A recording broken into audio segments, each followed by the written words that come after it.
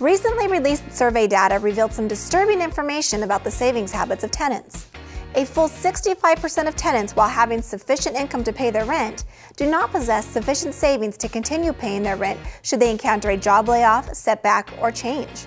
In general, the greater Santa Clarita Valley has higher than average rents as compared to the balance of the nation. Thus, I suspect that if the same survey were conducted here exclusively, we would find an even greater percentage of the populace struggling. A personal perspective as a landlord myself and steward to another 300 plus properties, I found this statistic disheartening. This means that if one of my tenants has a car repair bill and they need that car to get to their job to earn the money to pay the rent, then they are going to pay the car repair bill first. And as a landlord, I am sitting in second position until they get their next paycheck. Many of us have mortgages on our properties, and those mortgages need to be paid on time irrespective of what our tenant is doing. Some of the property managers who manage my out-of-state investments pay me on the 12th, some on the 15th, and one even pays me on the last day of the month. So, how can we keep up on our bills without having to worry? One way that I find effective is to essentially have a reserve account. I take the money earned this month, place it in the bank, and then I pay next month's bills with this month's income. Yes, it does take a small amount of seed capital to get this process rolling, but in this way, I can sleep sound knowing that I have sufficient funds to pay my bills on time. Or put another way, I don't want to be one of the 65% from the survey who do not have sufficient savings, nor do I want to rely on one of those 65% for my own security. A perspective from a professional property management standpoint can of course help some.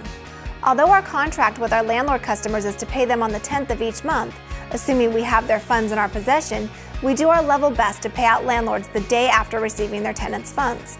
This next day policy allows us to put the tenants' money in the bank and get those funds cleared, which is one of the many requirements bestowed on us by the Bureau of Real Estate.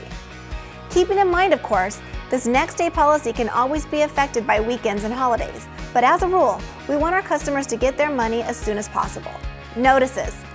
Assuming you are like 95% of our clients who are on direct deposit, when your funds are deposited into your account, you will receive 2 emails. The first is usually from the accounting department stating that your owner statement is ready to download. That is followed by an email from our bank that your funds are being transferred to your account.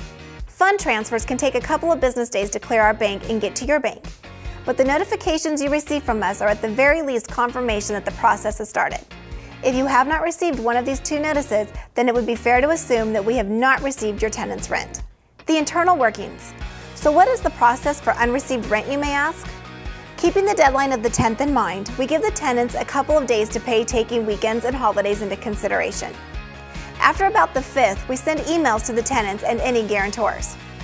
That is followed with personal phone calls, and honestly, all that combined works most of the time. Sometimes the tenant lets us know ahead of time that they may need to split their rent or will otherwise be late.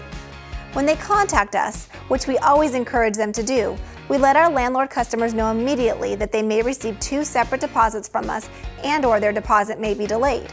Only in a very few limited circumstances is it necessary to hang a notice to pay rent or quit, also known commonly as the 3-day notice. This notice is required to be served prior to opening an eviction proceeding.